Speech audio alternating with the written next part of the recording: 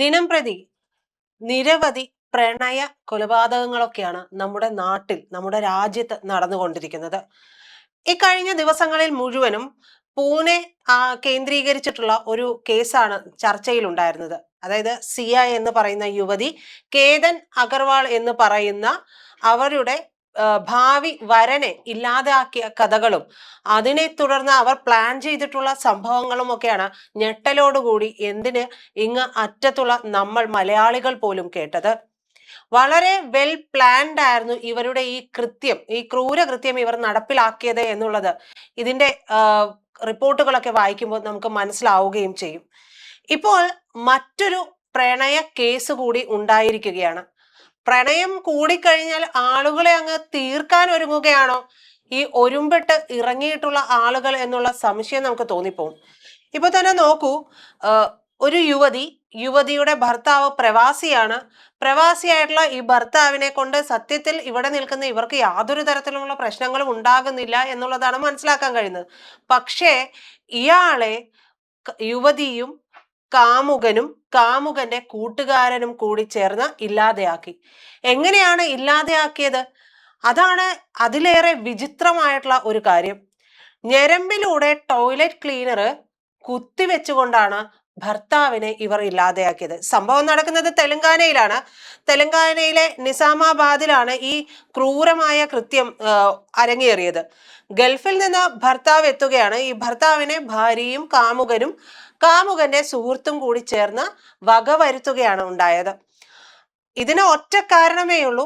ഇവരുടെ വിവാഹേതര ബന്ധത്തിന് ഭർത്താവ് ഒരു തടസ്സമാകുമെന്നാണ് കരുതിയത്. അതുകൊണ്ടാണ് പ്രശാന്ത് എന്ന യുവാവിനെ ഭാര്യ സിന്ധുവും കാമുകൻ അനിലും ചേർന്ന് ഇല്ലാതാക്കിയത് എന്നാണ് പോലീസിന്റെ റിപ്പോർട്ടുകളിൽ പറയുന്നത്.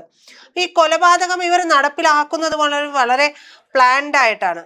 കൊലപാതകം നടപ്പിലാക്കാനായിട്ട് സന്ധ്യയുടെ കാമുകനായ അനിലിന് പുറമെ വെങ്കട്ട് സായ് എന്ന് പറയുന്ന യുവാവിന്റെ സഹായം കൂടി ഇവർ തേടുകയാണ്.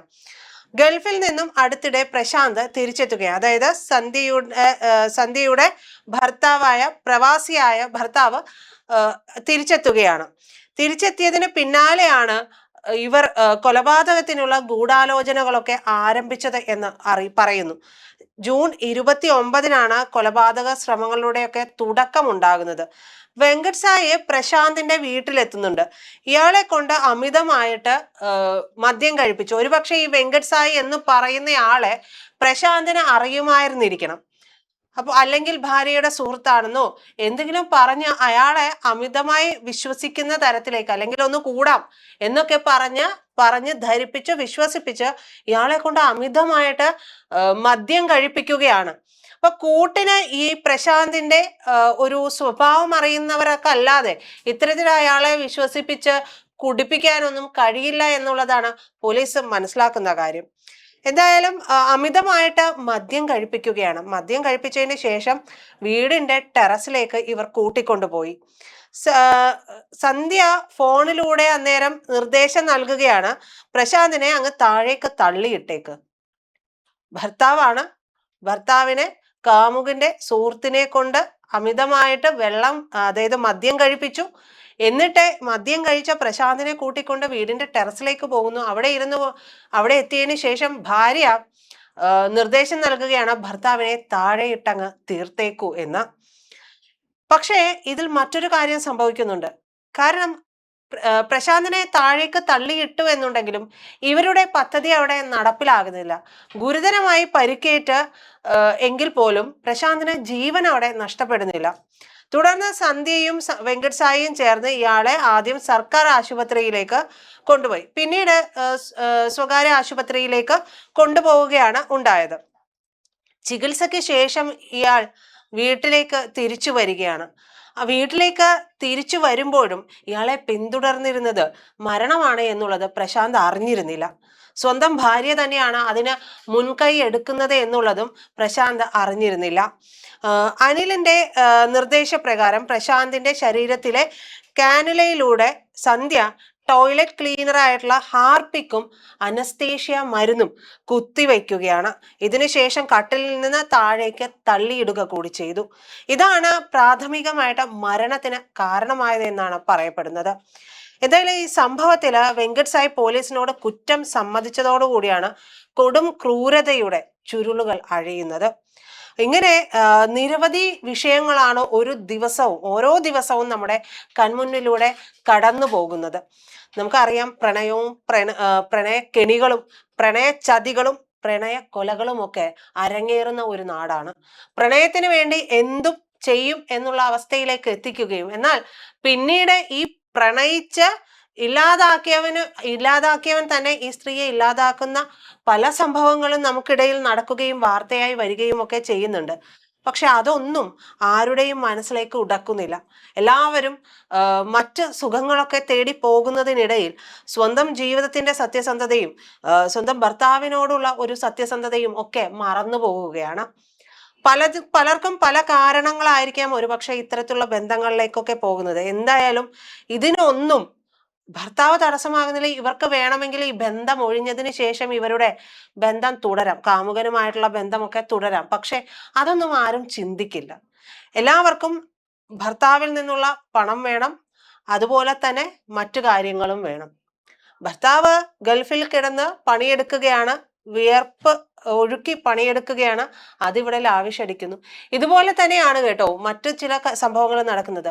തിരിച്ച് ഭർത്താക്കന്മാർ സ്ത്രീകളെ ചതിക്കുന്ന ഒരുപാട് സംഭവങ്ങളും ഉണ്ടാകുന്നുണ്ട്. ഇതെല്ലാം നമുക്ക് ഒരാളെ മാത്രം, അല്ലെങ്കിൽ ആണിനെ മാത്രമോ അല്ലെങ്കിൽ പെണ്ണിനെ മാത്രമോ കുറ്റപ്പെടുത്തിക്കൊണ്ട് പറയാൻ കഴിയുന്ന സാഹചര്യമല്ല. ഇതെല്ലാം ഓരോരുത്തരുടെയും എന്താ പറയാ, മനസ്സിന്റെ പാകത കുറവാണോ, അല്ലെങ്കിൽ എന്തെങ്കിലുമൊക്കെ ഉള്ള കുറവുകൾ അത് നികത്താനുള്ള പെടാപ്പാടുപെടലാണോ? പക്ഷെ എന്തൊക്കെ ചെയ്താലും അവസാനം ഇവരെ കാത്തിരിക്കുന്നത് ഇത്തരത്തിലുള്ള കാര്യങ്ങളായിരിക്കും, ജയിലായിരിക്കും. ജയിലഴികൾക്കുള്ളിൽ കിടന്നുകൊണ്ട് എങ്ങനെയാണ് മറ്റൊരു സുഖകരമായ ജീവിതം ഇവർക്ക് നയിക്കാനാവുക? നിങ്ങൾക്ക് ബന്ധം വേണ്ട എന്നുണ്ടെങ്കിൽ ആ ബന്ധം ഒഴിവാക്കിയതിനു ശേഷം ഇത്തരം ബന്ധങ്ങളിലേക്ക് ഒരാളുടെ ജീവൻ എടുക്കാൻ ആർക്കും അവകാശമില്ലല്ലോ. ഇത്തരത്തിലുള്ള സംഭവങ്ങൾ നിരന്തരം നമ്മുടെ കൺമുന്നിലൂടെ ഓടിപ്പോകുമ്പോഴും വീണ്ടും വീണ്ടും നമ്മൾ കേൾക്കുന്നതും ആളുകൾ ചെന്ന് കൂപ്പുകുത്തി വീഴുന്നതും ഇത്തരത്തിലുള്ള അവിഹിതമായ കാര്യങ്ങളിലേക്ക് തന്നെയാണ്. ഇനി ഹിതമാണോ അവിഹിതമാണോ എന്നുള്ളതൊക്കെ ഓരോരുത്തരുടെയും പക്ഷമാണ്. പക്ഷെ അതിനൊന്നും ഒരാളെയും വകവരുത്താനുള്ള സമ്മതം അല്ലെങ്കിൽ അനുവാദം ആർക്കും കൊടുത്തിട്ടില്ല എന്നുള്ളത് കൂടി മനസ്സിലാക്കേണ്ടത്. എന്തായാലും ഈ പറയുന്ന സന്ധ്യയും കാമുകൻ അനിലും കാമുകന്റെ സഹായിയായിട്ടുള്ള വെങ്കട്ട് സായിയും ചേർന്നുകൊണ്ട് പ്രശാന്തിനെ രണ്ടാം വട്ടം വകവരുത്തുന്നു. ഈ വകവരുത്തിയതിനു ശേഷം ഇവർ നേരെ പോകുന്നത് എങ്ങോട്ടേക്കാണ്? ഇവർ പിടിക്കപ്പെടുകയാണ്. ഇവർ പോകുന്നത് ജയിലിലേക്കാണ്. ഇനിയൊരു ജീവിതം ഇവർക്ക് സ്വപ്നം കാണാൻ കഴിയുമോ എന്നുള്ളൊരു ചോദ്യവും ഇവിടെ ബാക്കിയാകുന്നുണ്ട്. ഇത് മാത്രമല്ല, നമുക്ക് ഇങ്ങ് കേരളത്തിലേക്ക് വരുമ്പോൾ കഷായം ഗ്രീഷ്മയെ നമ്മൾ ആരും മറന്നു പോകില്ല, ഷാരോണിനെ ആരും മറന്നു പോകില്ല. ഷാരോണിനെ എന്തുകൊണ്ട് ഇല്ലാതാക്കിയെന്ന് ന്യായീകരിച്ചവർ വരെ നമ്മുടെ നാട്ടിലുണ്ട്. എല്ലാവർക്കും ഓരോരോ കാരണങ്ങളുണ്ടെങ്കിലും ആരും ഇത്തരത്തിലുള്ള ബന്ധങ്ങളിലേക്ക് കടക്കും മുമ്പ് ഇതിന്റെ ഭവിഷ്യത്ത് എന്താണ് എന്നുള്ളത് കൂടി ഓർത്തു വെക്കുന്നത് നല്ലതായിരിക്കും.